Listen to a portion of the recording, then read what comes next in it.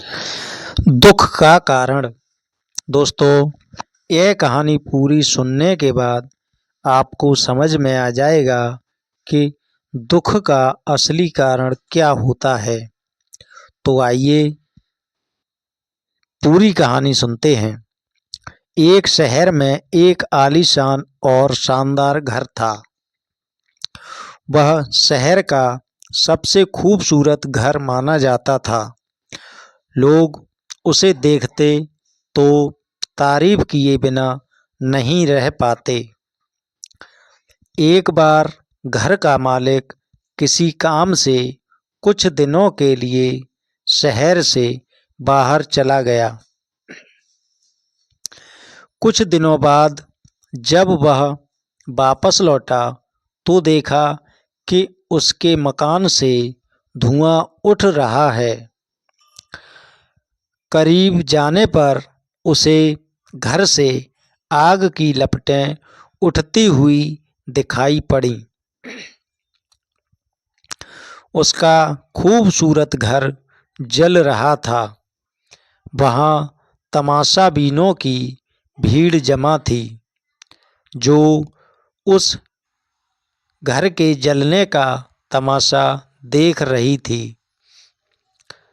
अपने खूबसूरत घर को अपनी ही आँखों के सामने जलता हुआ देखकर वह व्यक्ति बहुत चिंता में पड़ गया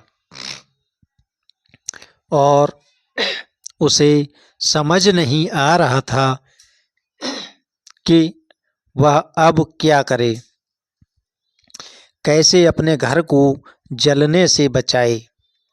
वह लोगों से मदद की गुहार लगाने लगा कि वे किसी भी तरह उसके घर को जलने से बचा लें। उसी समय उसका बड़ा बेटा वहाँ आया और बोला, पिताजी घबराइए मत, सब ठीक हो जाएगा। इस बात पर कुछ नाराज होता हुआ पिता बोला, कैसे न घबराऊं, मेरा इतना खूबसूरत घर जल रहा है। बेटे ने उत्तर दिया, पिताजी माफ़ कीजिएगा, एक बात मैं आपको अब तक नहीं बता पाया। कुछ दिनों पहले मुझे इस घर के लिए एक बहुत बढ़िया खरीदार मिला था। उसने मेरे सामने मकान की कीमत की 3 गुनी रकम का प्रस्ताव रखा। सौदा इतना अच्छा था कि मैं इनकार नहीं कर पाया और आपको बिना बताए सौदा तय कर लिया। ये सुनकर उसके पिता की जान में जान आई और उसने राहत की सांस ली और आराम से यूं खड़ा हो गया जैसे सब कुछ ठीक हो गया हो। अब वह भी अन्य लोगों की तरह तमाशबीन बनकर उस घर को जलते हुए देखने लगा। तभी उसका दूसरा बेटा आया और बोला, पिताजी हमारा घर जल रहा है और आप हैं कि बड़े आराम से यहाँ खड़े होकर जलता हुआ देख रहे हैं। आप कुछ करते क्यों नहीं? बेटा, चिंता की बात नहीं है। तुम्हारे बड़े भाई ने ये घर बहुत अच्छे दाम पर बेच दिया है। अब ये हमारा नहीं रहा,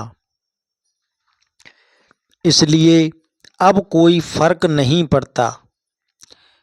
पिता बोला, पिताजी भैया ने सौदा तो कर दिया था, लेकिन अब तक सौदा पक्का नहीं हुआ है। अभी हमें पैसे भी नहीं मिले हैं। अब बताइए, इस जलते हुए घर के लिए कौन पैसे देगा? यह सुनकर पिता फिर से चिंतित हो गया और सोचने लगा कि कैसे आग की लपटों पर काबू पाया जाए। वह फिर से पास खड़े लोगों से मदद की गुहार लगाने लगा। तभी उसका तीसरा बेटा आया और बोला, पिताजी, घबराने की सच में कोई बात नहीं है। मैं अभी उस आदमी से मिलकर आ रहा हूँ जिसने बड़े भाई से मकान का सौदा किया था। उसने कहा है कि मैं अपनी जुबान का पक्का हूँ और मेरे आदर्श कहते हैं कि चाहे जो भी हो जाए, अपनी जुबान पर कायम रहना चाहिए। इसलिए अब जो हो जाए, जबान दी है तो घर जरूर लूँगा और उसके पैसे भी दूंगा। पिता ने फिर से चिंता मुक्त हो गया और घर को जलते हुए देखने लगा। दोस्तों, इस कहानी से हमें क्या सीख मिलती है?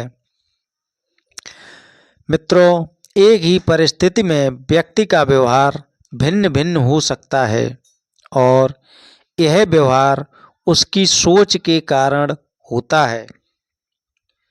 उदाहरण के लिए, जलते हुए घर के मालिक को ही लीजिए।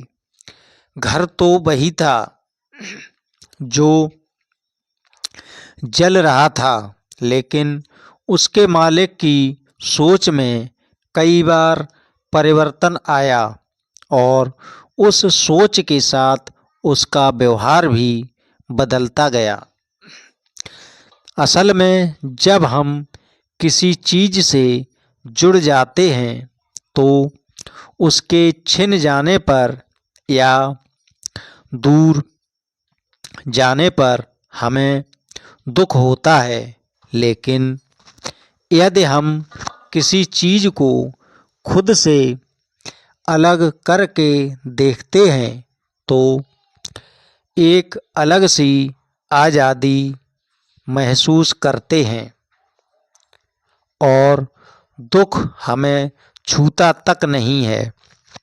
इसलिए दुखी होना और ना होना पूर्णतः हमारी सोच और मानसिकता पर, माइंड सेट पर निर्भर करता है। सोच पर नियंत्रण रखकर या उसे सही दिशा देकर हम बहुत से दुखों और परेशानियों से न सिर्फ बच सकते हैं बल्कि जीवन में नई ऊंचाइयां भी प्राप्त कर सकते हैं। दोस्तों, उम्मीद है ये कहानी आपको पसंद आई होगी और अच्छी और रोचक कहानी सुनने के लिए हमारे YouTube चैनल को देखें और सब्सक्राइब करें। कहानी पसंद आई हो तो दोस्तों को शेयर करना ना भूलें। चैनल सब्सक्राइब करके हमें सपोर्ट करें ताकि हम आपके सामने अच्छी कहानी और रोचक जानकारी लाते रहें। धन्यवाद।